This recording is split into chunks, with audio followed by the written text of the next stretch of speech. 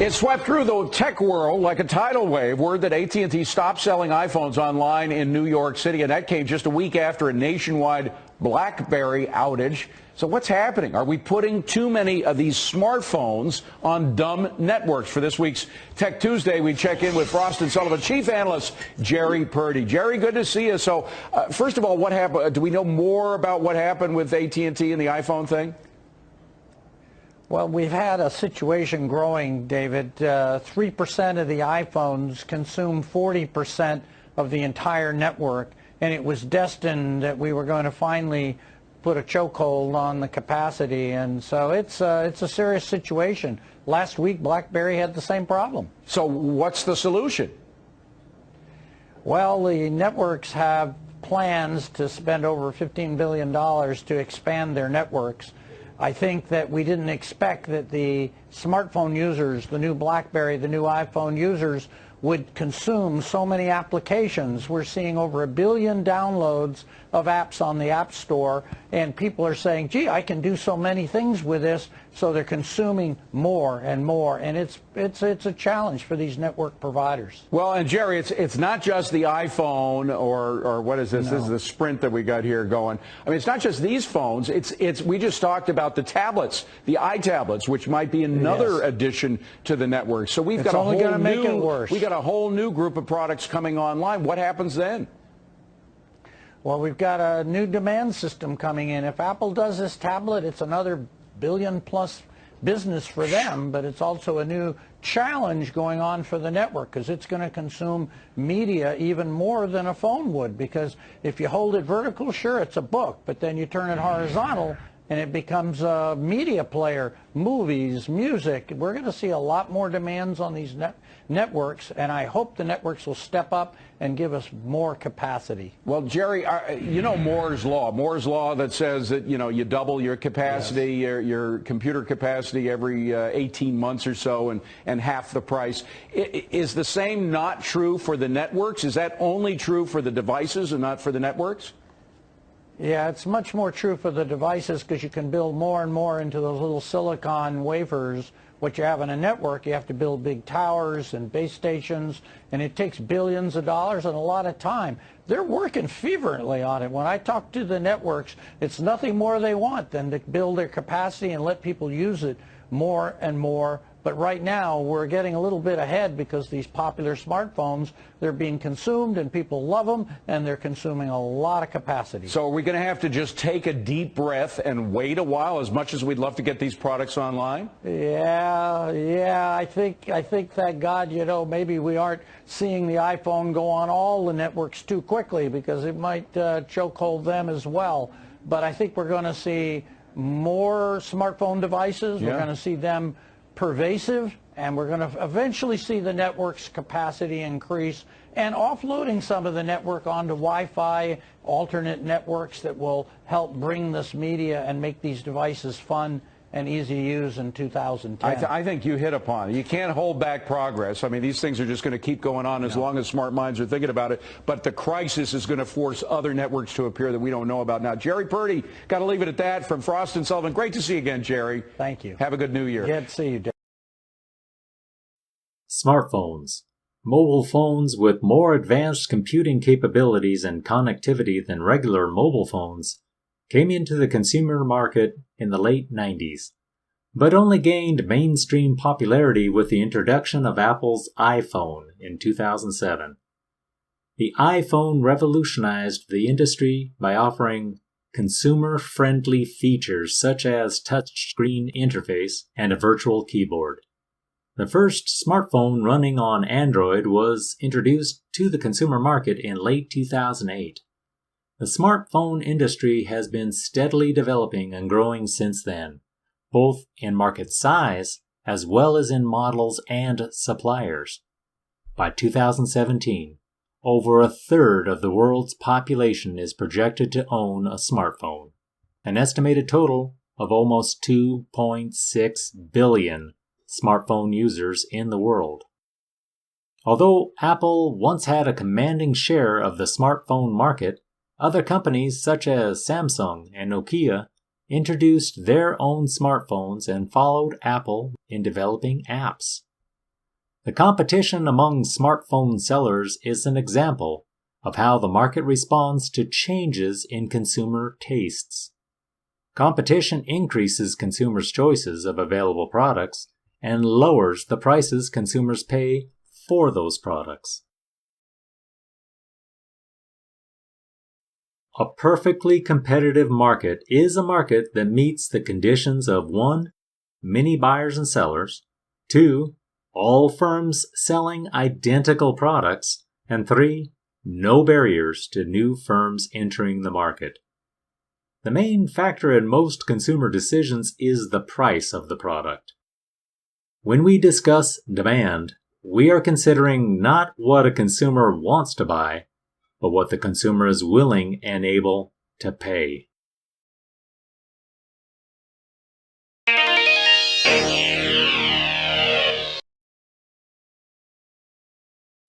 A demand schedule is a table that shows the relationship between the price of a product and the quantity of the product demanded. The amount of a good or service that a consumer is willing and able to purchase at a given price is called the quantity demanded. Economists use a graph to plot the numbers from the demand schedule as a demand curve, which shows the relationship between the price of a product and the quantity of the product demanded. Market demand curves show the product demand by all consumers of goods or services. The demand schedule, the table, and the demand curve both display the same information, only one is tabular and the other graphical. The ceteris paribus, or all else equal condition, is the requirement that when analyzing the relationship between two variables, such as price and quantity demanded, other variables must be held constant. If we allowed a variable other than price to change, that might affect the willingness of consumers to buy a product. Consumers would change the quantity they demand at each price. We can illustrate this result by shifting the market demand curve. The law of demand is the rule that holding everything else constant, when the price of a product falls, the quantity demanded of the product will increase. When the price of the product rises, the quantity demanded of the product will decrease. The law of demand holds for almost every market demand curve. It is not enforced by the economics police. It is how open markets perform in response to consumer choice. Think of your own buying habits. You would rent more movies if the price went down. You would rent fewer movies if the price went up. You will hear often in this class about the downward sloping demand curve. It is as constant as wet water and talkative economists. The law of demand is explained by the substitution and income effects of a change in price. The substitution effect refers to the change in the quantity demanded of a good resulting from a change in price that makes the good more or less expensive relative to other goods that are substitutes. This might be your willingness to purchase a less expensive Android smartphone when the cost of your favorite iPhone increases. To some extent, they are substitutes for each other, with the price being the lever between them. The income effect is the change in the quantity demanded of a good that results from the effect of a change in the good's price on the consumer's purchasing power. When the price of a good falls, the increased purchasing power of the consumer's incomes will usually lead them to purchase a larger quantity of the good. The substitution and income effects happen simultaneously whenever a price changes. A change in demand refers to a shift in the demand curve. A shift will occur if there is a change in one of the variables other than the price of the product. that affects the willingness of consumers to buy the product. A change in quantity demanded refers to a movement along the demand curve as the result of a change in the product's price. An advertising campaign can influence consumers' demand for a product. Economists would say that the advertising campaign has affected consumers' tastes for the product. Taste is a catch-all category that refers to many subjective elements that enter into a consumer's decisions to buy a product. When consumers' taste for a product increases, the demand curve will shift to the right. And when consumers' taste for a product decreases, the demand curve for the product will shift to the left. Other than price, the 5 most important variables that affect demand are income, price of related goods, tastes, population and demographics, and expected future prices. Changes to each factor causes consumer decisions to change. You might think of your decision to purchase something like new jeans is influenced by how you spend your money when you need to first cover other obligations like rent, food, and books for class. Your decisions first pivot on your income and then migrate to other factors like your personal preferences of tastes and price. The income that consumers have to spend affects consumers' willingness and ability to buy a good. A normal good is a good for which the demand increases as income rises and decreases as income falls. This includes most of us with things like celebrating a new job by going out to dinner as a group at a nice restaurant. An inferior good is a good for which the demand increases as income falls and decreases as income rises. These are things like shopping for winter clothes at Goodwill or the Salvation Army. Loads of people do this when economic times are tight. But when that new job comes along, their demand for Salvation Army clothes decreases in favor of the better-known fashion outlets. Run a quick confirmation. What type of good are smartphones? Yep, they are normal goods. Substitutes are goods and services that can be used for similar purposes. When 2 goods are substitutes, the more you buy of one, the less you will buy of the other. It is seen as the fast foods you sometimes consume, vehicles you drive, and even the apartment you rent versus the dorm room you live in. An increase in the price of a substitute causes the demand curve for the good of interest to shift to the right. It means that when the price of the Whopper increases, consumers demand more Big Macs. A decrease in the price of a substitute causes the demand curve for a good to shift to the left. Complements are goods and services that are used together. When 2 goods are complements, the more you buy of one, the more you buy of the other. A decrease in the price of a complement causes the demand curve for a good to shift to the right. An increase in the price of a complement causes the demand curve for a good to shift to the left. When e-readers first entered the U.S. market, they took on an aggressive growth pattern, peaking by about 2011. Then sales went through a steady decline. This decline was initiated by the introduction of tablets that served much the same service as e-readers and included so many more features. Tablets became a substitute for e-readers.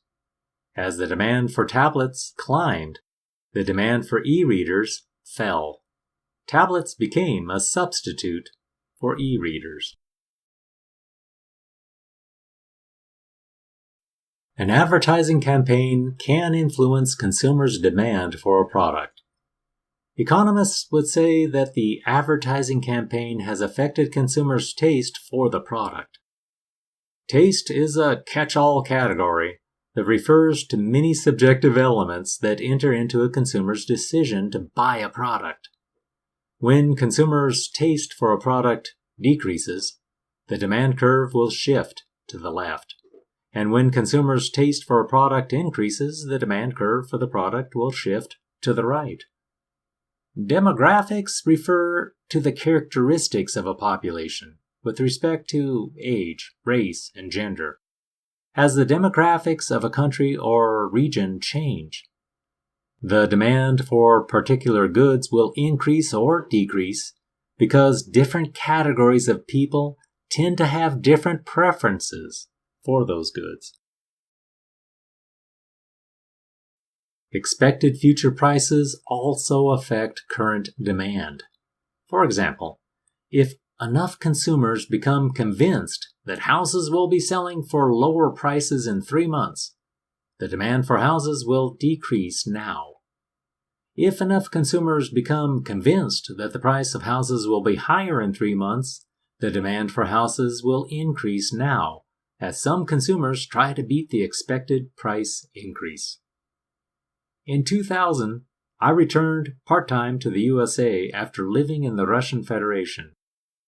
With my family, we outfitted our new home with appliances and fittings. We found a new, for me, replacement to traditional incandescent light bulbs, fluorescent bulbs. Lighting effects were not the same, even though energy use was lower. We liked the lighting effects of the traditional incandescent light bulbs, so we sought those supplies. We found articles announcing that the U.S. government would soon issue a new law preventing the manufacture and sale of the traditional bulbs. In a bit of overreaction, we purchased a lot of the going out of stock traditional bulbs. We would have the lighting effect we wanted. Soon, the halogen bulbs were replaced by LED bulbs with a more familiar lighting effect. Energy use was a lot lower with this new generation bulbs. But traditional bulbs are still being sold in stores. There was no new law created to stop traditional incandescent light bulb manufacture and sale. Those stories were fabricated to increase demand for a current product type based on preferences, price, and quality. You can imagine how producers may want to limit news about new upgrades to their products, anticipating that consumers may reduce current demand because of a better product coming to market in the near future. This is a substitute product management strategy. It is consumers learning about a higher quality product coming to market or near-term prices falling because of new updates. The demand for the current models will drop. Apple takes the approach to just sell what is on the shelf right now. When the new phone hits the market, it becomes the hot topic. Now we take a closer look at movements along the demand curve or a shifting of the curve. A change in quantity demanded refers to a movement along the demand curve as a result of the change in the product's price. When looking at a change to one of the variables on the graph, it is called an endogenous variable change. It moves along the demand curve. A change in demand refers to a shift in the demand curve. A shift will occur if there is a change in one of the variables other than the price of the product that affects the willingness of consumers to buy the product. Since the changed variable is from outside the graph, it is called an exogenous variable.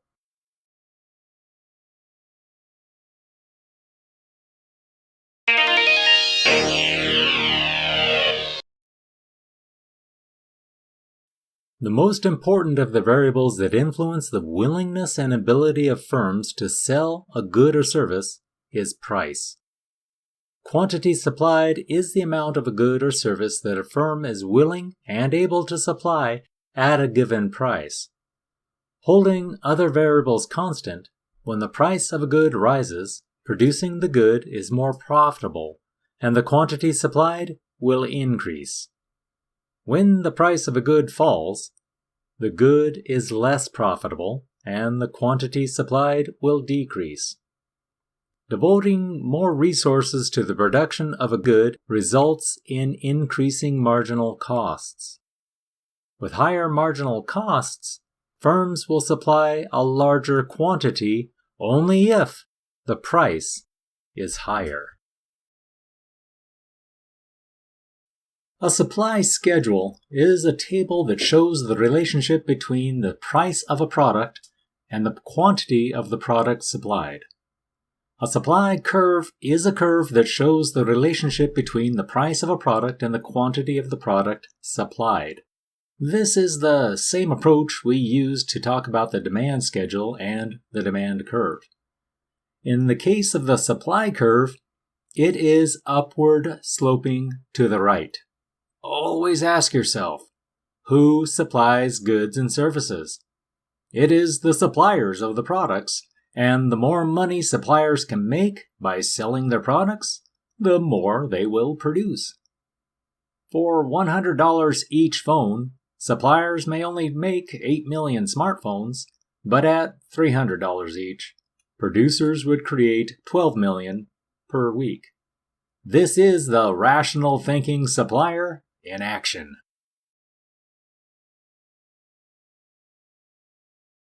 The law of supply is the rule that holding everything else constant, increases in price cause increases in the quantity supplied, and for decreases in price cause decreases in the quantity supplied. If only the price of a product changes, there is a movement along the supply curve, which is an increase or decrease in the quantity supplied. If any other variable that affects the willingness of firms to supply a good changes, then the supply curve will shift. This results in an increase or decrease in supply. When firms increase the quantity of a product they wish to sell at a given price, the supply curve shifts to the right. When firms decrease the quantity of a product they wish to sell at a given price, the supply curve shifts to the left. The most important variables that shift market supply are the price of inputs, technological change, prices of substitutes in production, the number of firms in the market, and expected future prices. The factor most likely to cause a supply curve shift is a change in the price of an input. If the price of an input rises, the supply curve will shift to the left. If the price of an input declines, the supply curve will shift to the right. This might be seen when the cost of phone processor chips climbs quickly, causing smartphone manufacturers to increase the prices they charge for new smartphones. Conversely, a drop in plastic costs will decrease the end product's cost. Both situations caused shifts in the supply curves.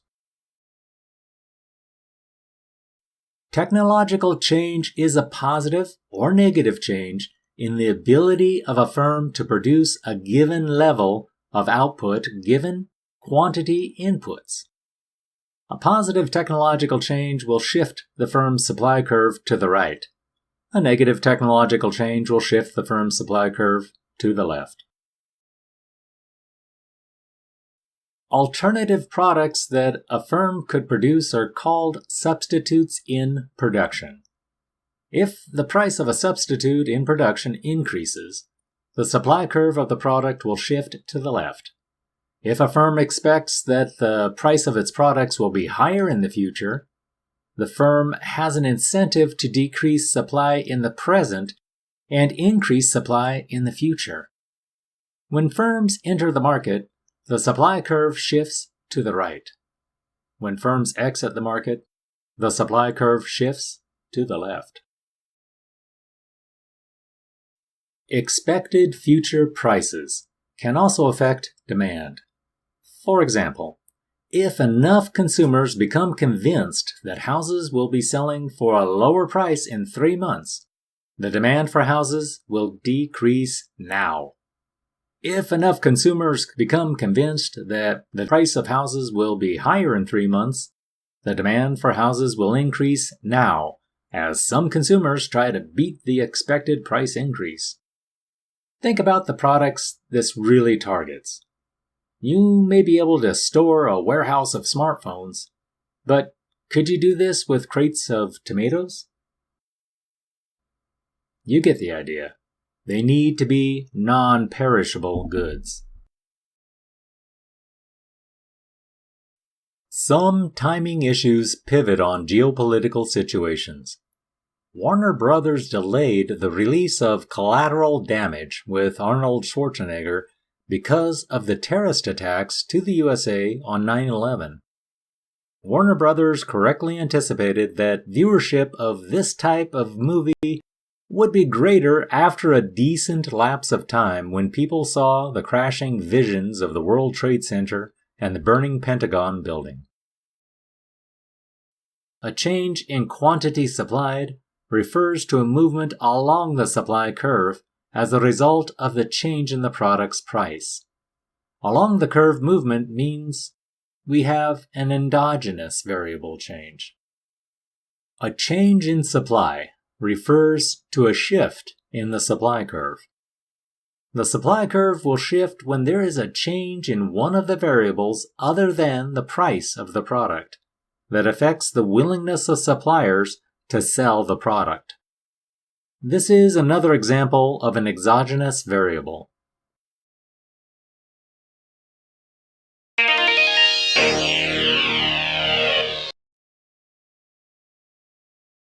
The purpose of markets is to bring buyers and sellers together.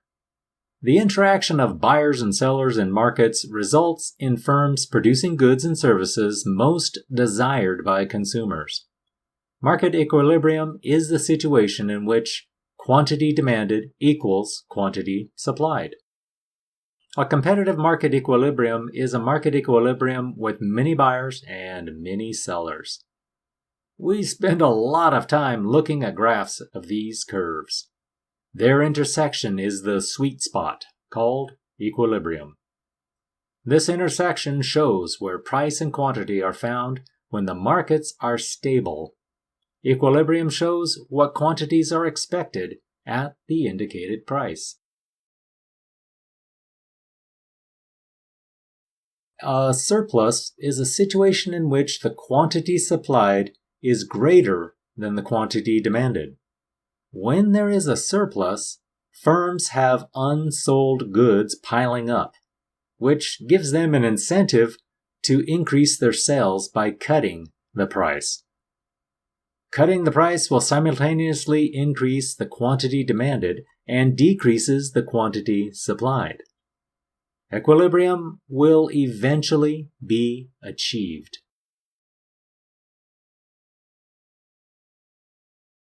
A shortage is a situation in which the quantity demanded is greater than the quantity supplied.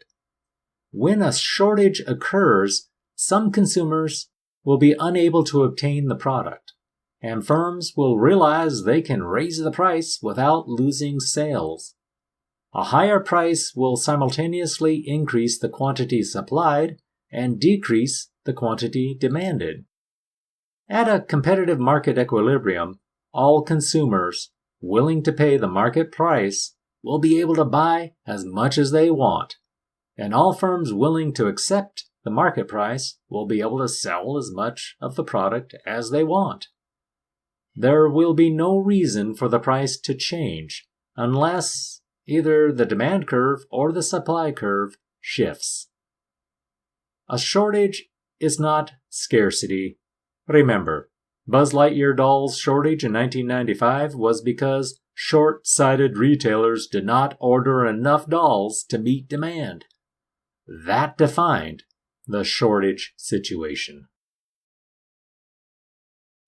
In the USA, we live in a free enterprise economy where we have freedom of choice to buy what we want and how much we want based on our ability to purchase the scarce resources available.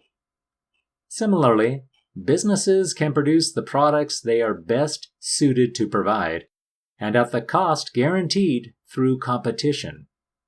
Neither consumers nor firms can dictate what the equilibrium price will be. No firm can sell anything at the price unless it can find a willing buyer, and no consumer can buy anything at a price without finding a willing seller. In a market situation called perfect competition, there are many buyers and many sellers. All market participants exercise free will, but none are price setters. Perfect competition includes markets for goods such as carrots, corn, potatoes that are sold in local markets. If a seller increases price too high, buyers will go to the next store and buy them at the market price. By the same consideration, buyers cannot step into Walmart and negotiate a lower price for a bag of russets. All participants are price takers in perfect competition.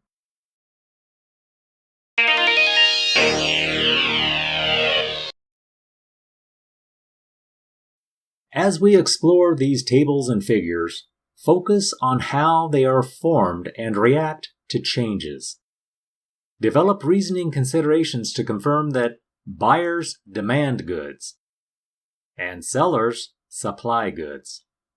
Always keep them straight in your mind and remember the downward sloping to the right demand and the upward sloping to the right supply. Trust me on this one. Remembering this will serve you well. When the market supply curve shifts to the right, there will be a surplus at the original equilibrium price. The surplus is eliminated as the price falls to the new equilibrium, and the quantity rises to a new equilibrium. If existing firms exit the market, the supply curve will shift to the left, causing the equilibrium price to rise and the equilibrium quantity to fall.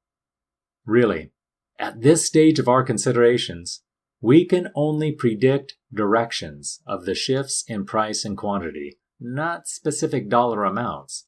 At least, well, not yet. Consider the effects of an exogenous variable like consumer incomes. It is not shown on the graphs, so income increases will shift the demand curve to the right.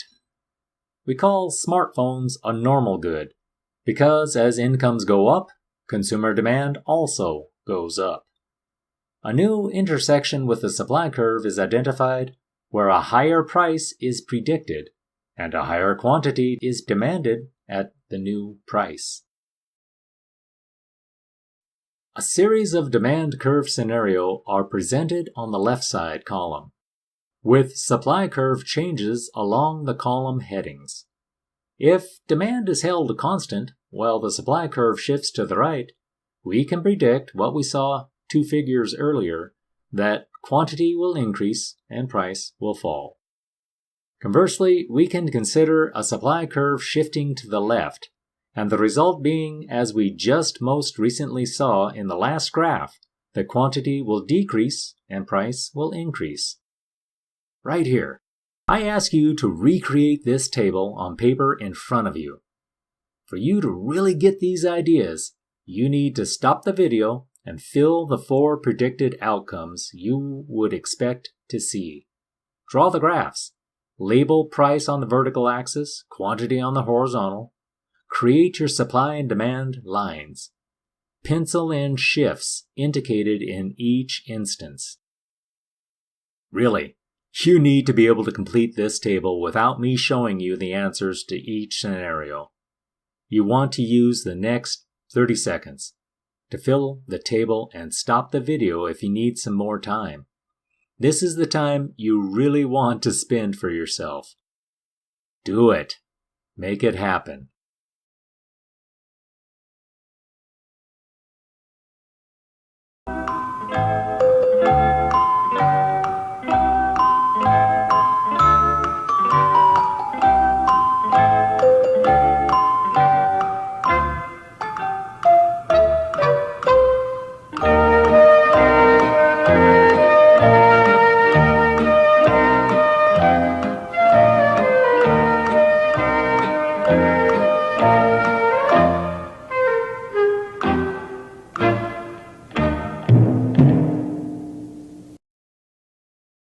Okay, so now we get to check a couple of these scenarios. Consider the market for smartphones in general. As the market has grown, so have the number of firms making these gadgets of high demand. The supply curve shifts to the right. At the same time, an economic expansion has been in effect and incomes have risen. Because smartphones are a normal good, the demand for smartphones also shifted to the right. We get a new equilibrium set at the new intersection of both shifted lines. There is a bit of ambiguity resulting from this graph, because I have shown the demand shifting more than supply shifted. This scenario shows both equilibrium price and equilibrium quantity increasing. What if incomes rose only slightly and the number of suppliers went up drastically more? It could result in price dropping and quantity increasing. Consider that even if incomes did not increase, but the number of suppliers did increase, how price would still be predicted to drop, and quantity also increase. I hope you can see this table completed now in comparison to what you created a few minutes ago. See if your answers are consistent with these. Really, you need to nail these responses, knowing that some of them give firm increase or decrease responses, while others will be a range of options based on the magnitude of the shift. Blu-ray players entered the US market in about 2006.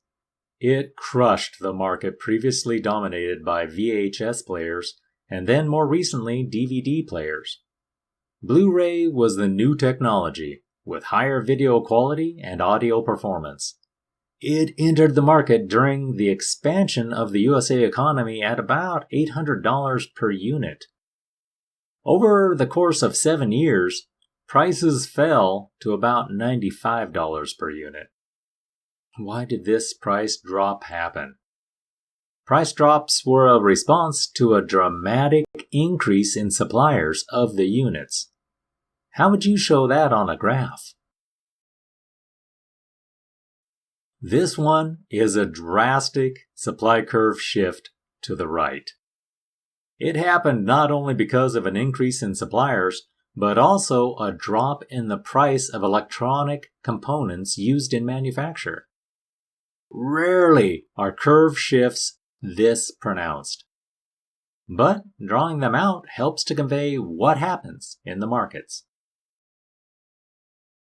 If both the demand and supply curves increase, whether the equilibrium price in a market rises or falls over time depends on whether demand shifts to the right more than supply does. When demand shifts more than supply, the equilibrium price rises. When supply shifts to the right more than demand, the equilibrium price falls.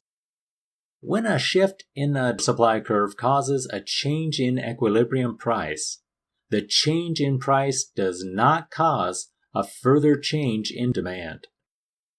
This is an important consideration of these facts. there is a difference between an increase in suppliers of the market versus a change of demand. If the change in demand happens because prices went down, then there is a movement along the demand curve to a point of new intersection with the shifted supply curve. The demand curve displays what quantity consumers will demand at all price points. Find the new equilibrium point, and your solution will be there, waiting for your discovery. When describing changes to supply and demand curves, be very specific about curves shifting to the right and shifting to the left. They do not shift up and down. Those terms will confuse you and muddle your best understanding. You might see a movement up or down a demand curve, but that is a movement along the curve, not a shift of it. If you keep your focus on these terms and apply them accurately each time, you will not confuse yourself. That is a monumental accomplishment all by itself.